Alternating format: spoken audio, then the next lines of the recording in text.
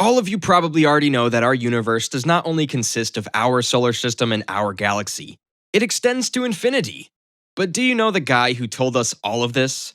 Well, he was burned alive in Rome back in the 1600s. That's why you've never heard of him.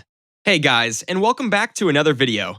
Today, we'll get to know the legacy of the guy who predicted that the universe is infinite back in the 15th century when there was no NASA.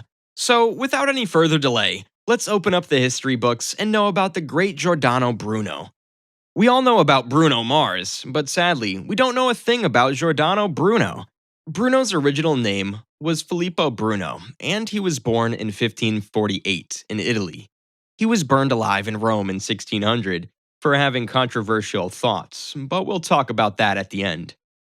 Bruno was a philosopher, an astronomer, and a mathematician whose theories anticipated modern science. His most famous theory was about the infinity of the universe. Explaining his infinity of the universe theory, he rejected the idea that Earth is the center of the universe. Rather, he suggested that not even the sun is the center of the universe. The universe is infinite, and it is not centered towards anything. But that's not where the story starts. The story starts from 1562 when Bruno went to Naples to study the humanities, logic, and argumentation. He was impressed by the lectures of G.V. de Colli and got really interested in the teachings of Averroes and Aristotle. Bruno was always more of a philosophical guy than a religious guy. He always preferred to answer the questions of the universe intuitively and used the Bible only for the betterment of people and other purposes of life. And of course, this attitude was not acceptable by the state. He freely promoted the idea of Arian heresy, which denied the divinity of Christ. For those who don't know what Arian heresy is, well, it's a school of thought which follows the idea that Jesus Christ was more than a man, but less than a god. I'm not going to go into details, but the Christian community was not really happy with Bruno's ideas. Even a trial was getting ready against him, but he fled Italy and went to Rome in 1576. In 1578, he went to Geneva and started proofreading to earn his bread. There, he formally embraced Calvinism. Those of you who don't know what Calvinism is, well, you can Google it and tell me in the comments section what you found out. We'll see who's the closest to the real meaning. Anyways, in Geneva, he published a broadsheet against the professor, but to his surprise, the Reformed Church was no less intolerant than the Catholic one. He got arrested, excommunicated, rehabilitated after retraction, and finally allowed to leave the city. He moved to France, where he was appointed to a lectureship in philosophy. He liked France as he met some like-minded people there, as well as he was an associate of the French king as well. In February 1584, he was invited by Fulk Greville, who was a member of the Sydney Circle, to discuss his theory of the movement of Earth with some doctors.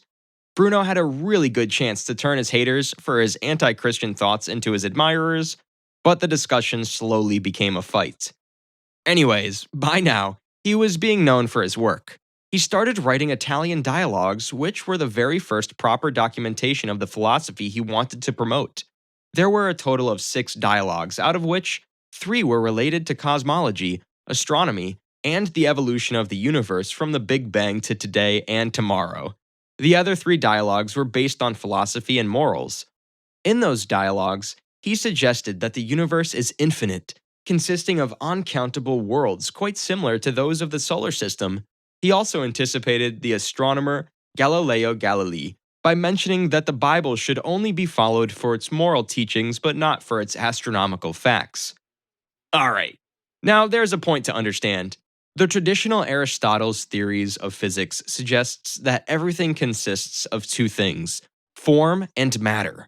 But Bruno pitched in his physical theory which suggested that everything is made of only one substance. According to Bruno's theory, there was no crucial difference between mental and physical events or properties. Fueling his religious views more, he formulated his relation between philosophy and religion.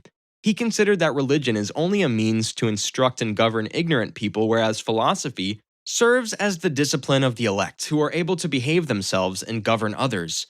Bruno made a return to Italy in 1591 when he thought things were not that bad for him in Italy. He was looking for an academic platform to present his theories in detail. He came to know that the chair of mathematics at the University of Padua was vacant. even though he wanted the chair so badly. But unfortunately, that seat was given to his fellow, whom he considered his rival, Galileo. Anyways, he went to Venice and took part in the discussions of local noble and respected people who belonged to the same school of thought as Bruno. Just like Bruno, all these people favored philosophical investigation despite its religious complications. Bruno was having the time of his life and enjoying his liberty to the fullest. But this freedom of speech was not for long.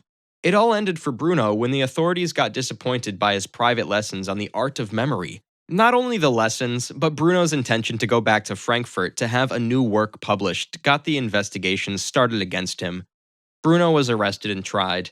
At first, he defended himself by admitting minor theological errors. The trial was proceeding in a way that was favorable to Bruno, but immediately the tables turned and the Roman authorities demanded his extradition. On January 27, 1593, Bruno entered the jail of the Roman palace. Bruno's trial remained for 7 years. At first, the authorities demanded an unconditional withdrawal of his religious theories, but Bruno could not do it, so the ball was in his court.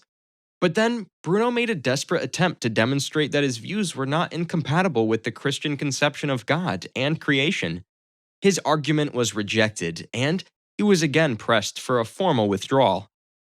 After trying a lot of things, when nothing could work out for Bruno, he finally declared that he had nothing to withdraw and that he did not even know what he was expected to withdraw. At that point, Pope Clement VIII sentenced him as a remorseless person who has anti-religious thoughts. On February 8, 1600, when the death sentence was formally read to him, he addressed his judges, saying, "Perhaps your fear in passing judgment on me is greater than mine in receiving it." He was then taken to the Campo di Fiore, his tongue in a gag, and burned alive. No matter how many haters he had when he was alive, Bruno remains an important figure in history whose ideas appeal to modern humanistic activism. Not only that, but the things he revealed about the infinity of the universe can never be forgotten.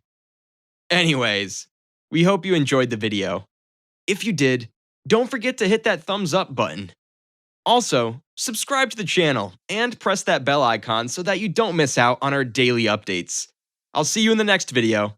Till then, take care. Goodbye.